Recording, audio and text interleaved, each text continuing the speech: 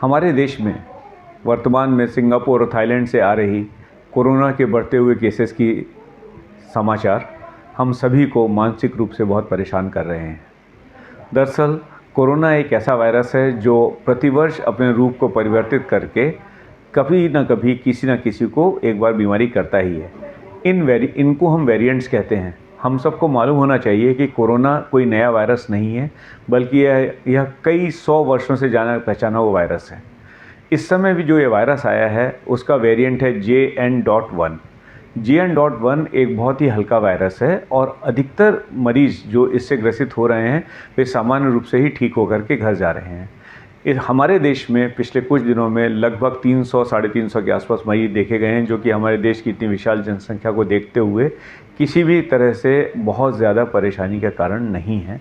दरअसल यह variant JN.1 एक हल्का वायरस ही है जिसमें सर्दी जुकाम, नाक बहना, छींके आना, हल्का बुखार, शरीर में थकान बनी रह सकती है और 3 से 5 दिन में यह स्वतः ठीक हो जाता है।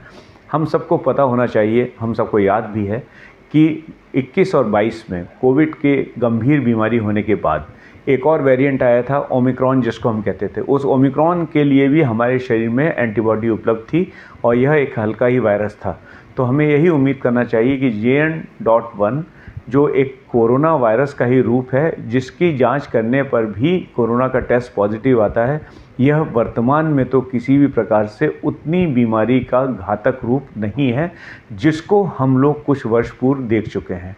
हाँ, यह ज़रूर है कि ऐसे व्यक्ति जिनको डायबिटीज़ है, अनियंत्रित ब्लड प्रेशर है, किडनी की बीमारियां हैं, जिनको कैंसर है या फिर वो कैंसर की दवा ले रहे हैं, या कोई भी ऐसे व्यक्ति जो स्टेरॉइड से ऐसी दवा ले रहे हों जिससे कि रोग प्रतिरोधक क्षमता कम होती है, वे किसी भी फ्लू के मरीज़ के संपर्क में आने से बचें। तो हमको वही सामान्य बचाव के साधन अपनाने हैं जो हम कई वर्षों से अपनाते आ ही रहे हैं, अर्थात भीड़ भाड़ वाली जगह में जाने से बचें। ऐसा व्यक्ति जिसको जुकाम हो रहा हो या जिसकी नाक बह रही हो, जिसको छींकें आ रही हो, उसको हम मास्क पहनने के लिए राय दें। स्वयं भी भीड़ भाड़ में जाने वाली जगहों में जाते समय हम मास्क का इस्तेमाल कर सकते हैं। अगर हमको पहले भी ऐसी बीमारी कई बार हो चुकी है तो हमको कभी कभी इसको पूरी तरह से नियंत्रित ही रखना चाहिए। और हमको कभी भी इस प्रकार से ध्यान देना चाहिए कि कभी कभी हम इन दवाओं का सेवन करने के बारे में डॉक्टरों से पूछें, जो वायरस को कंट्रोल करने में काम आती हैं, जो बुखार को नियंत्रित करती हैं। और अगर हमको बुखार ज़्यादा आता है तो बुखार के साथ में अपने आप को पूरी तरह से स्वस्थ रखने का प्रयास करें।